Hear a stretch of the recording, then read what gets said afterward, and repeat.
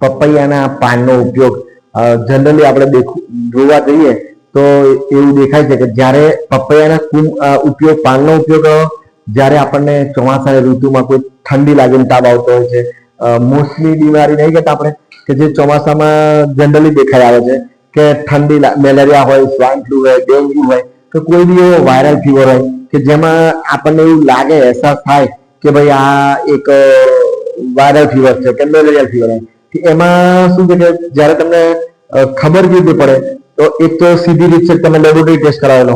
હવે જો કદાચ લેબોરેટરી ટેસ્ટ ના થઈ હોય તો પછી તમે કદાચ શું તમને એકદમ ધ્રુજારી આવી જાય, આમ ફફડાઈ નાખે, તો એ એટલે પ્લેટલેટ કાઉન્ટ ડાઉન થાય છે તો એ નિશાની છે કે તમને જે ઠંડી લાગે છે ને એ આમ બિલકુલ ફફડાઈ નાખે. આ નોર્મલ ઠંડી નહીં કે ફક્ત એક ચાદર ઉડે એવું નહીં, આમ તમે દર્દી એવું આમ કે છે કે મને કંપારી આવે છે એવું કહેતું હોય છે કે દર્દીઓ આમ 2-3 ગોળા નાખવા પડતા હોય. તો કે આવી કંપકપી જે કહીએ ને આપણે ધ્રુજારી આવીને જે ઠંડી લાગીને તાવ આવતો હોય તો આપણને અંદાજ આવી શકે કે ભાઈ આના પ્લેટલેટ કાઉન્ટ ડાઉન થાય છે. તો એવા સંજોગોમાં તમને થોડો જનરલી આઈડિયા આવે કે પ્લેટલેટ કાઉન્ટ ડાઉન થાય છે. હવે પ્લેટલેટ કાઉન્ટ ડાઉન થતા હોય તો તમે શું છે કે એક તો પપૈયાના પાનનો રસ પી શકો છો, કુમળા પાન હોય ને એનો બનાવીને નવા તાજા, તો એનાથી ફાયદો થાય છે, દેખાય છે ઘણી વખત. અને બીજું કે તમે જોડે કીવી છે, કીવી ખટ્ટા મીઠા ફળ બી લઈ શકો છો, કેમ કે જનરલી એવું દેખાય છે કે જ્યારે બી તાવ હોય ને ત્યારે આપણે જે ભોજન હોય ને એને થોડું ઓછું લેવું જોઈએ અને ફ્રૂટ્સનો મારો કરવો જોઈએ થોડો ઘણો. એટલે ભોજનની જગ્યાએ ફ્રૂટ્સ લેવું જોઈએ. કઈ એવું નથી કે ભોજન બી લો અને ફ્રૂટ્સ લો તો ફાયદો ના થાય, કેમ કે પાચન તંત્રને થોડું રેસ્ટ આપવું પડતું હોય છે આવા જે તાવ હોય ને એ ટાઈમમાં. હવે પ્લેટલેટ કાઉન્ટમાં એવું હોય છે કે તમે કેટલા કાઉન્ટ ઓછા થાય છે એના પર છે.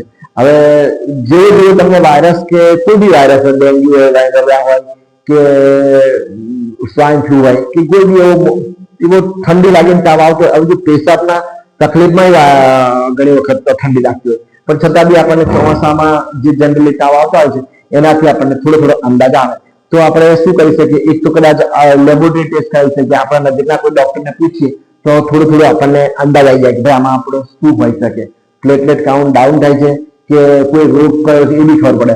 હવે એમાં શું હોય છે કે જ્યારે પ્લેટલેટ કાઉન્ટ ઘટતા હોય છે તો શરૂઆતના સ્ટેજમાં તમે બધું કરી શકો, કોઈ બી આપણા ઘરગથ્થુ ઇલાજ.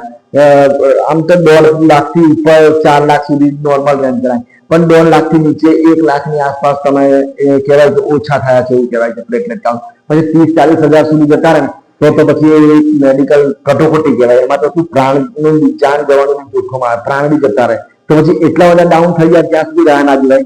પછી આપણે કોઈ બી ઇલાજ ઘરગથ્થુ ના કરાય, પછી આપણે મેડિકલ સારવાર જ લેવી પડે.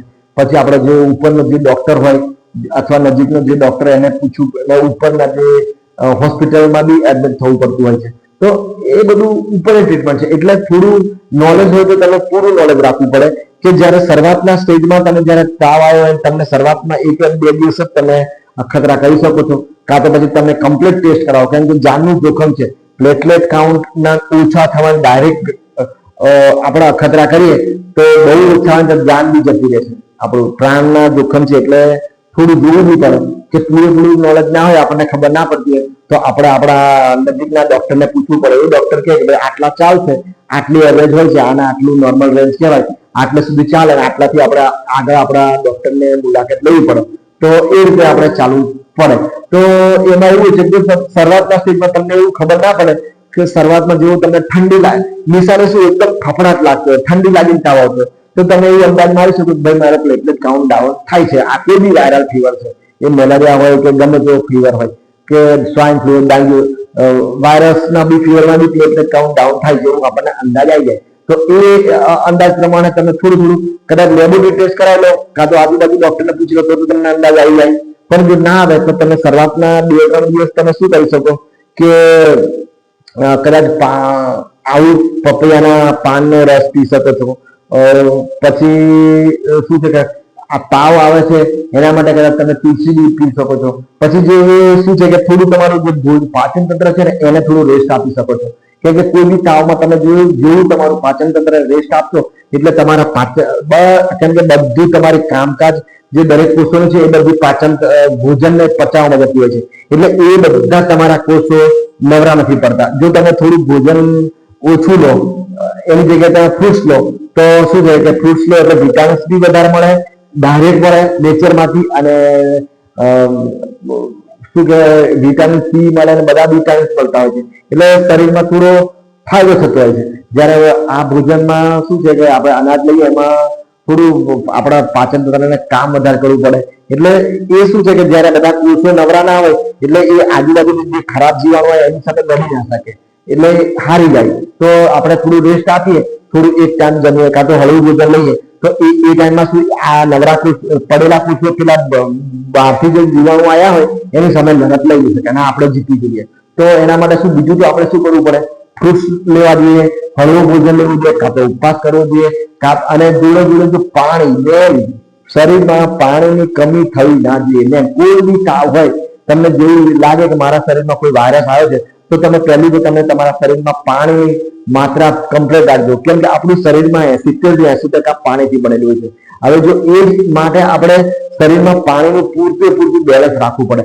હવે પૂરતું આપણે બેલેન્સ રાખીશું તો જ આપણા બધા જ કોષો પેલા જે બહારના જે જંતુઓને છે ને હરાઈ શકશે. તો એક નિયમ પેલો પાણી પીવો, થોડું આવું કોઈ જ્યુસ બનાવો, એમાં પ્લેટલેટ કાઉન્ટ ઓછા હોય તો તમને પપૈયાનો બહુ ફાયદો થાય, પાનનો ફાયદો થાય છે. હવે બીજું કે તુલસી એ બી પી શકાય, તુલસી પી શકાય, પછી બીજું તમે ફુદીનો પી શકો, લીંબુ પાણી પી શકો, એનાથી બી ફાયદો થાય.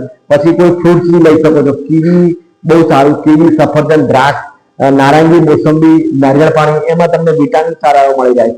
અને થોડું ભોજન ઓછું લેજો, કદાચ એક ટાઈમ લો તો વધારે ફાયદો, ના લેવાય તો પછી થોડું હળવું લેજો અથવા ઓછું લો તો બી તમે આરામથી કોઈ બી આ જે વાયરલ ઇન્ફેક્શન તમારા શરીરમાં આવ્યા છે એની સામે તમે આરામથી નોર્મલ ટ્રીટમેન્ટ લેવી જોઈએ. કેમ કે અમુક વખત શું આપણા કાઉન્ટ કયા ઓછા થઈ ગયા, કેટલા ઓછા થઈ ગયા ખબર ના પડે, તો નજીકનો કોઈ ડોક્ટરની એક સલાહ લેવાની, અને એ પ્રમાણે તમે આ થોડું ઘરેલું ઇલાજ અને થોડું જાણકારી અને થોડું આપણી ટ્રીટમેન્ટ, તો તમે જલ્દી સારા થઈ જાય.